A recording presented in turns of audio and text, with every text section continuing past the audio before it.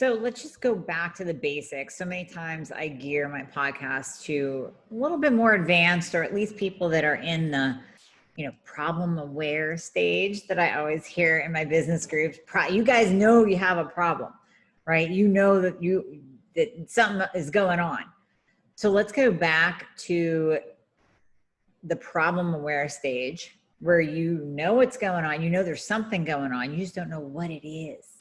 You're listening to your body, like I always say, and you're tuning in and you're going for testing. So again, back to the basics. What tests should you ask for? When you go in to your doctor's office, here's what I want you to do. I want you to bullet list your symptoms first, because that's going to give them CBT codes or diagnostic codes to be able to run through your insurance if you have it.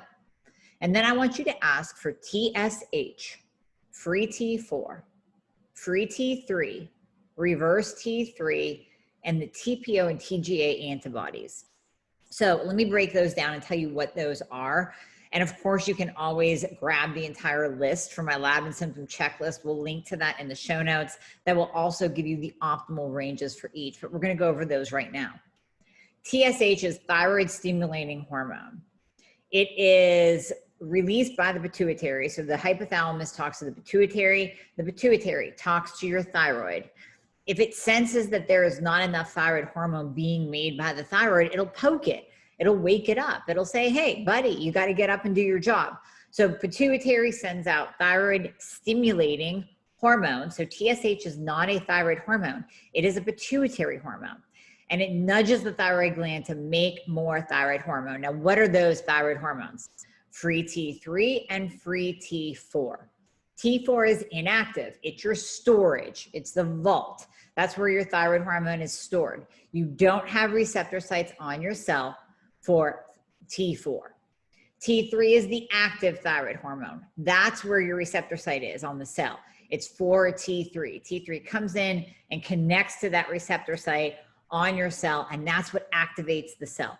That's what runs your metabolism and grows your hair and gives you good skin and nails and lifts your brain fog and helps with constipation. That's T3. That's the active thyroid hormone. So we want a free T3 and a free T4 to see what your levels are of the active thyroid hormone in your bloodstream. And there's various scenarios. We're not going to go into this today of, okay, if this is high and this is low and here's what your optimal is. So that's why I encourage you to download that guide, that lab and symptom checklist guide. That way you will have what the optimal ranges are right there at your fingertips. Also, we want to test reverse T3. What is reverse T3? Just because it has T3 in it doesn't mean it's good. That is your anti-thyroid hormone. So reverse T3 will increase when you are in a trauma state.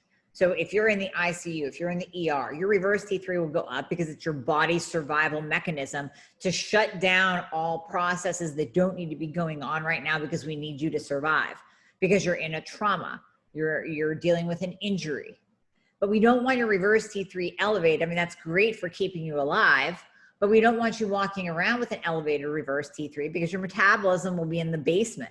You will have no metabolism. You won't grow your hair because your body is that smart. It knows that when you are in a life and death situation, you don't need to burn fat and you don't need to grow your hair. So it raises reverse T3 to shut those processes down. Now, if you're walking around with high reverse T3, what good does that do you? You're always walking around in a low metabolism state, not beneficial whatsoever. High reverse T3 gives us an indication that we need to find that root cause. Is it because you have low iodine? Is it because you have inflammation or an underlying infection? Are you somehow not converting? Well, you aren't. If you have high reverse T3 and you're on thyroid medication, you're not converting T4 to T3 properly. If you're not on thyroid medication, then we have to say, do you need to be? Or are you just on T4 only and you're having issues converting it over to T3? Let's look at how to improve that conversion. Let's look at your magnesium and selenium and iodine and vitamin D levels, hormone levels, making sure you're not estrogen dominant. Let's test for Epstein-Barr virus and Lyme disease. Let's look at your iron panel with ferritin. All of those will drive up reverse T3 and will impair that T4 to T3 conversion. Insulin is a big one. If you have high insulin levels, if you're insulin resistant, if you have PCOS, like I do, If you have type 2 diabetes, you're going to be in an insulin resistant state. That insulin will be high. We're looking at insulin from a functional perspective, not just what's on your lab. Don't just get out your labs and say, oh, look, my insulin's in the normal range. Has to be below 6. And I'm not sure what it'd be in the bottom quadrant. If you are in a different country listening to this, it'd be in that bottom. If you chop the insulin lab value range into 4s, it'd be in that bottom 4th, that bottom quadrant.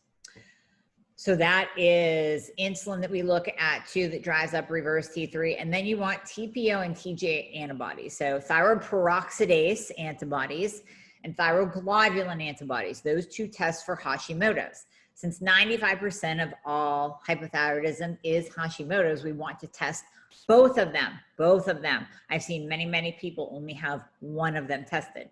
We want to test both TPO and TG antibodies. So those are all the labs. Those are your basic labs. Now, to kind of expand on that, you can get a T3 uptake. If they want to throw in total T4 and total T3, that's fine. Always a thyroid ultrasound to confirm Hashimoto's. We can just throw that in kind of once a year, even once every 5 years once you're optimized. But focus on those serum labs. Focus on the TSH, free T3, free T4, reverse T3, and TPO and TGA antibodies.